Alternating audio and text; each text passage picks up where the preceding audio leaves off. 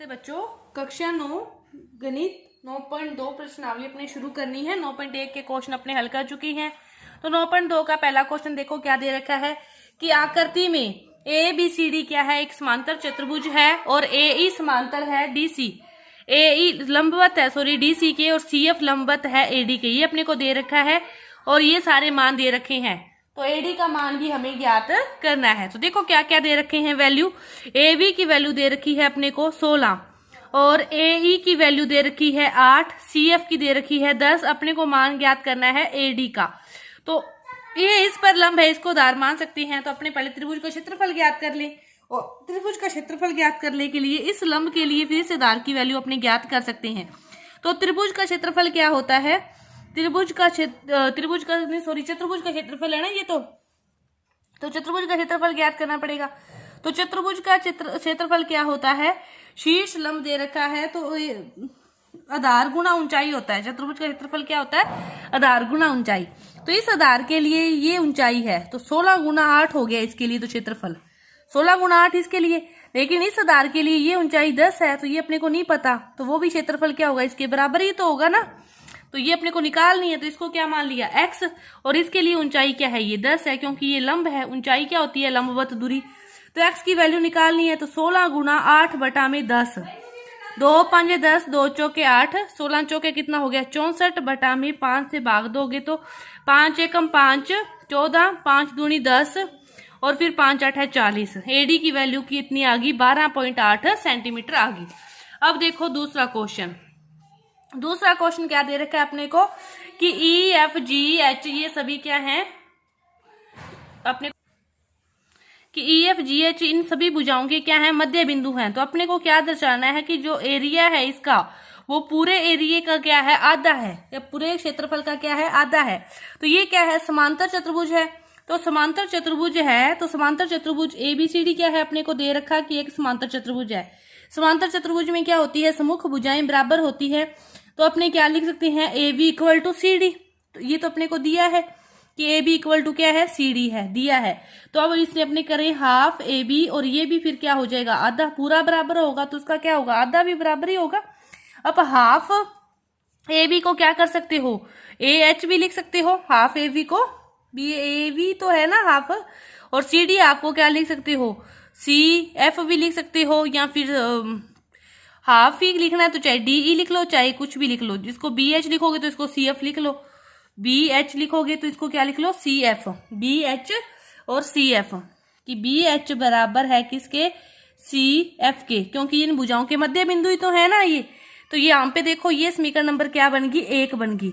अब ये समांतर भुजाएं हैं, ये इसके समांतर है तो बी एच और सी एफ भी आपस में क्या होंगे, समांतर होंगे। बी एच समांतर है किसके, सी एफ के, समीकरण नंबर 2।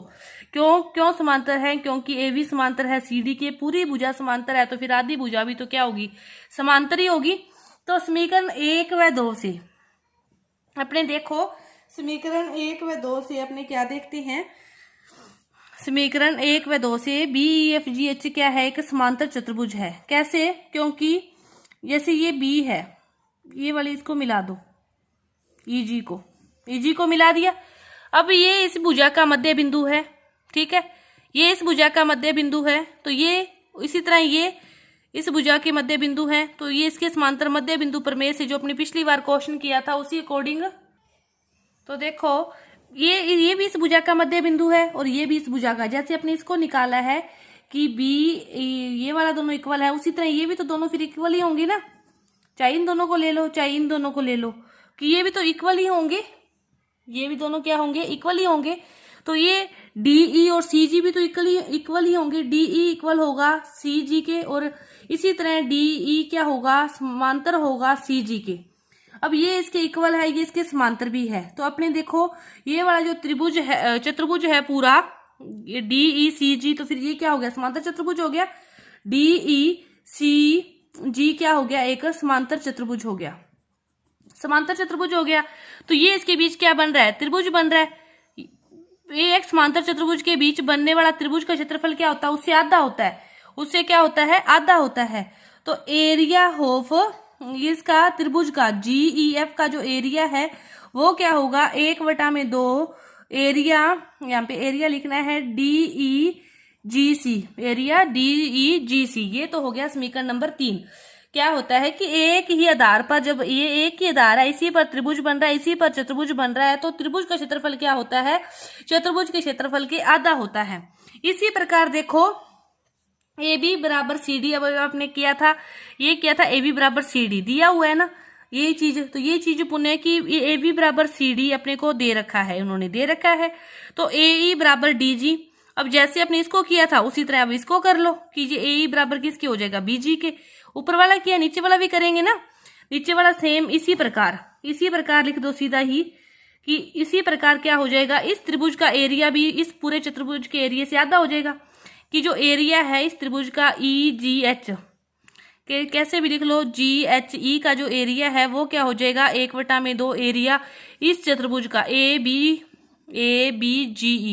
इसका क्या हो गया, आधा हो गया, समीकरण नंबर 4। अब देखो इन दोनों को अपने ऐड कर दें, समीकरण इक्वेशन 3 + 4 कर दें, ठीक है।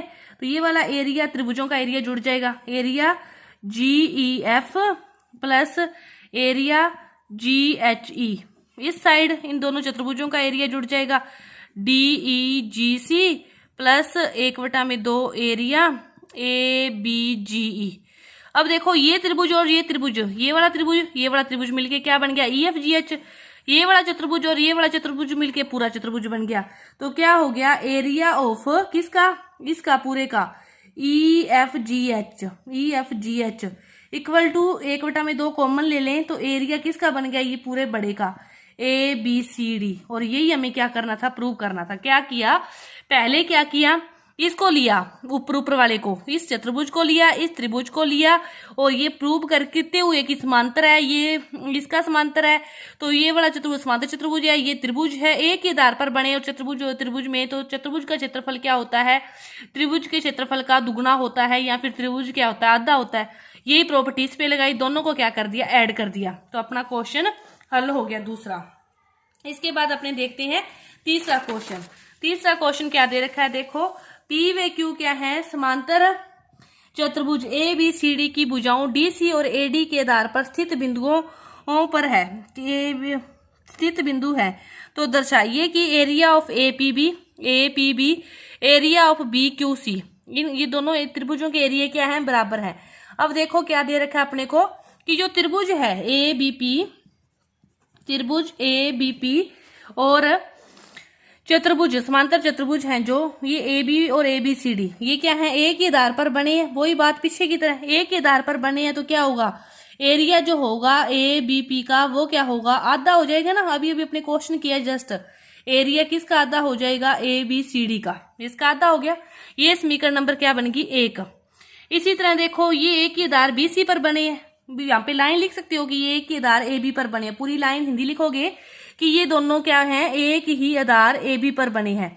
अब यहाँ पे क्या लिखोगे, CQB, कि त्रिभुज CQB और चतुर्भुज ABCD एक ही आधार किस पर बने हैं, BC पर बने हैं। BC आधार हो चाहे कोई आधार हो, तो चतुर्भुज तो यही रहेगा ना इसके लिए भी। इसके लिए फिर क्या हो जाएगा, area of CQB equal to क्या हो जाएगा, 1/2 एरिया ऑफ ABCD, समीकरण नंबर 2। इसको आप कुछ भी लिख सकते हो, BQC भी लिख सकते हो। तो इक्वेशन 1 व 2 से दोनों क्या हो जाएंगे, ये इसके बराबर है, ये इसके बराबर है, तो ये दोनों आपस में क्या हो जाएंगे, बराबर हो जाएंगे। एरिया ऑफ ABP बराबर हो जाएगा एरिया ऑफ BQC के। यही हमें क्या करना था, प्रूव करना था। बस आपको यदि ये बात याद होगी कि एक ही आधार पर बनो, त्रिभुज और चतुर्भुज बने हो, तो त्रिभुज का क्षेत्रफल क्या होता है, आधा होता है चतुर्भुज के क्षेत्रफल के। दोनों के लिए समीकरण लगाई, दोनों को बराबर रखा, तो अपना क्वेश्चन हल। तो ये अपने 3 तक के जो क्वेश्चन है पूरे हुए। 4 से आगे के जो क्वेश्चन है वो अपने अगली वीडियो में करेंगे। धन्यवाद।